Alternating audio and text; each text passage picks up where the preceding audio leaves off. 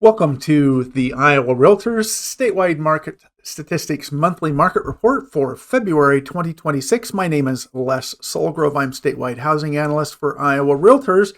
Let's jump in and see what happened in the month of February. So this is the dashboard view of Iowa housing statistics. It shows you a snapshot of the single-family homes versus condos and townhomes, showing that we're currently at 3,351 new listings that came onto the market in the month of February, which is a great start. That's 17, almost 18% over the previous February of 2025. So over year, we're up almost 18%. Our sales that closed are fairly flat at just 0.03%, but we're also coming into the beginning of our spring market. Condos and townhomes also saw a large jump, 44.3% new listings year over year compared to last year, and pricing is up just a bit as well on both categories. So let's take a quick peek at the market review sheet, and we're going to focus on about 4 or 5 different categories this month. We're going to look at the active inventory levels. We're going to look at the new pending sales that came in for the month. We're also going to take a peek at days on market and months of inventory or supply, and then finish the show with median sales price. So let's jump right in. And one of the things you're going to notice right off the top is single family homes for sale from January to February was fairly flat. We kept the total inventory level, literally within 2 listings of each other for those 2 months. And that's not uncommon. If you look at the black line, that indicates where we were last year right here. And in fact, it's not uncommon as we move into the January, February, and spring market that levels of inventory actually start to go down just a bit. So nothing to be concerned about at this point. We'll actually expect to see this same trend possibly into March. However, I'm already seeing activity as we get into the month of March after this recording is being recorded, that we're seeing inventory levels already start to rise. So the big rise of inventory continues all the way typically through October, at which point then it slows back down again.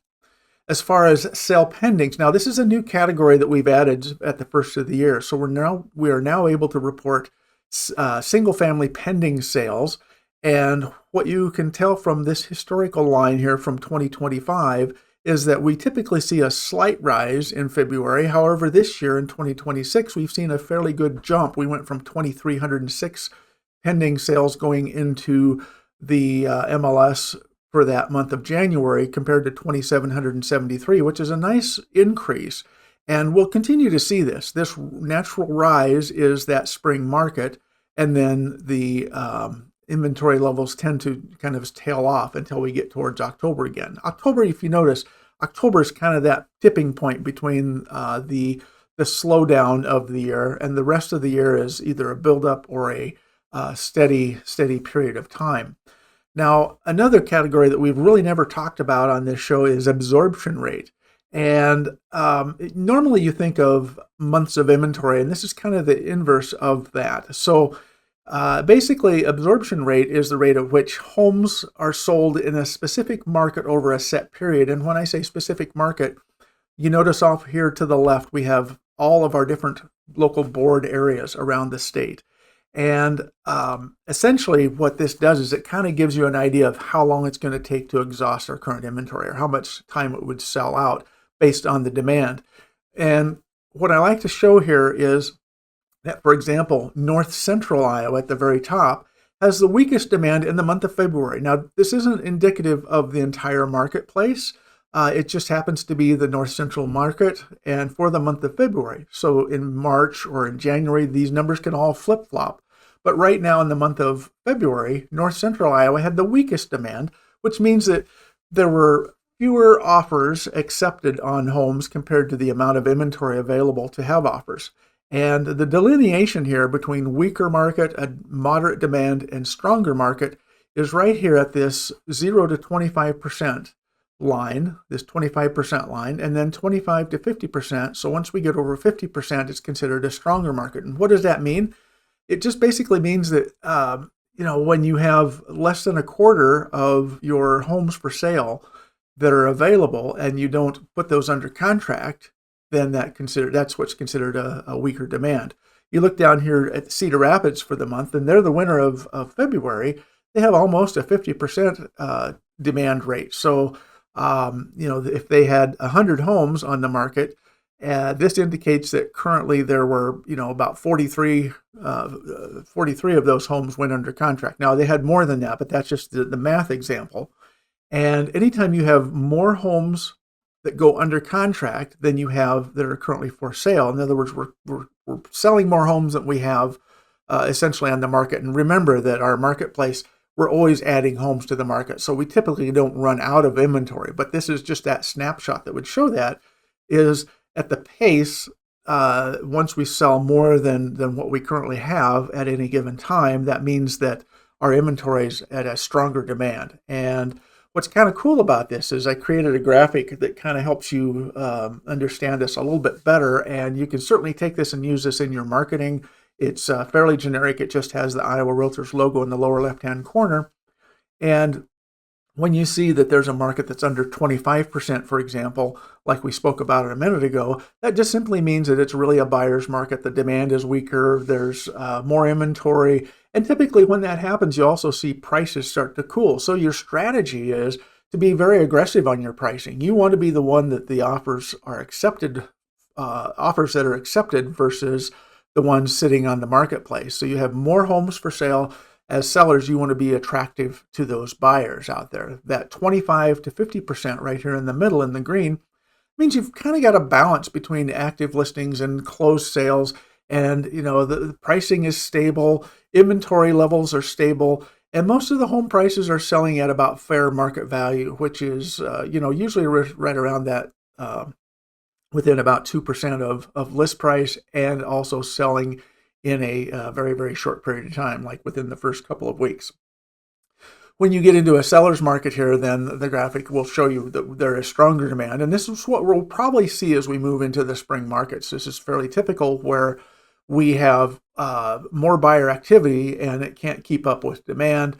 And home sales, the number of homes for sale can't keep up. And therefore, we tend to have our listing inventory go down as that period goes on. So what we typically see in a strong demand market is rising prices and the premium pricing. So basically, home sellers have a little bit more edge out there in a seller's market because they're able to basically maintain their pricing and their time on the market because there's fewer buyers, more buyers than there are sellers out there. So that's a really cool graphic that you can certainly use, and I would encourage you to do so.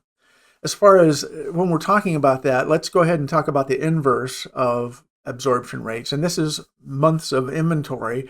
And the blue column shows you our current months of inventory for the month of February and January. And this is the entire market again. So this is the entire state compared to last year. You can see last year we were at 3.8 months of inventory. So we were in a little bit better position as far as months of inventory goes. But we're heading down as we move into that March, April through August marketplace when we see our lowest months of inventory. And we're coming down already from January to February, where last year we were fairly flat, and then it dropped in March and April. We're going to continue to see this same type of this trending as we move forward through the summer months. So don't be surprised if March and April will see us closer down to that 3 and maybe even under that 2.8 months of inventory for March and 2.6 for April. Now, how does this look across the state based on the boards?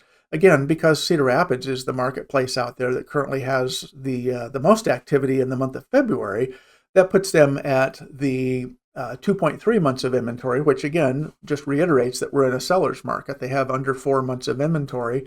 Once you get to central Iowa here in the green, you start to see that that inventory level is a balanced inventory all the way down here to Iowa City. And then there's that North Central that had 6.4 months. So the market was just a bit slower in North Central than it was in Cedar Rapids for the month of February. That could have been, just the type of market that they were in. And honestly, there's nothing wrong with being in a 4 to 6 months inventory band. This really is kind of the sweet spot that we like to try to be in, because when you're in a balanced market with 4 to 6 months of inventory, you're really being able to offer a home seller and a home buyer that ample time to make a decision, see homes. The homes are not on the market extremely long periods of time. And we really, that's kind of the best of all cases there. So the scale up here to the right, if you notice, it's got kind of a little squiggly. This scale only goes to 8 months. So if we ever see that this, for example, if North Central was really the slow period of a month, or any marketplace for that example, and it was over 8 months, you would see that, and it would just stop, meaning that it's above 8 months of inventory, and the actual number would show. So that's my scale over here to the right. Anything in red is a seller's market, green is a balanced market, and blue is a buyer's market.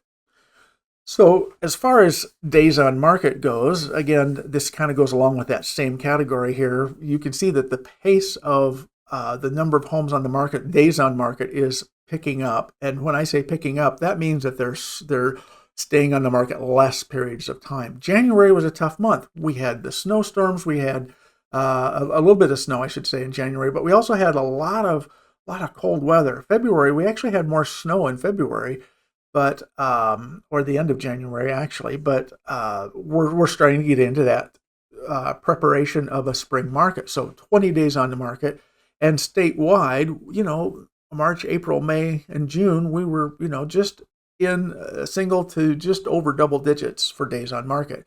Again, I feel like maybe we're going to see these numbers maybe be a little bit higher early on, but just depending on how the market goes as we move into the spring market, we could actually do better than 2025. So the last two graphics here we're going to talk about is median sale prices around the state. And again, this one's showing you in the red column, this is 2026. The black line is 2025. So our median sale price is actually up a little bit from the same time a year ago. However, January and February were exactly flat at $235 is our median sale price across the state for single family homes. And naturally, we're going to see median sale prices rise as we move through the spring market. And that's where some of the higher market priced homes actually start to come on the market in the spring, and then they close in the summertime. So this is the normal trending we see, as a rise up and then a slowdown or a slow drop as we move toward the end of the year. So the last graphic here, and I love this graphic because it kind of gives you an idea of who's really in control in the state. And this breaks down the local markets again, the different local boards. And the way this works is the percentage of list price received. So if a home's listed, let's just use again this $100,000 house, for example. Let's just say that's the list price in the Des Moines area, for example. This means that those homes were selling right at $98,000, or a 2%. Almost a 2% drop of the list price in negotiation. So what we say is, really, if you sell it between that 2% below or better list price, then that's considered, really the potential is there for bidding wars. It's the retail value of the price of homes. And what you can see, there's several that are very, very close. Cedar Rapids was at 97.5, Iowa City 97.3.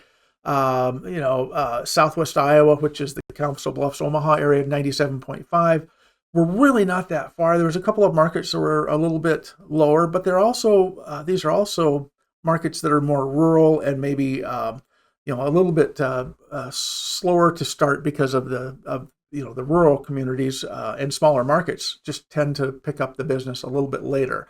So don't be concerned if you see that your list price, in particular for 1 month, this is only for the month of February. So Muscatine, they were showing that MLS was showing a 94%. Basically, that's good for home buyers to look at and go, gosh, I could have, on average, there was more negotiation power in the month of February.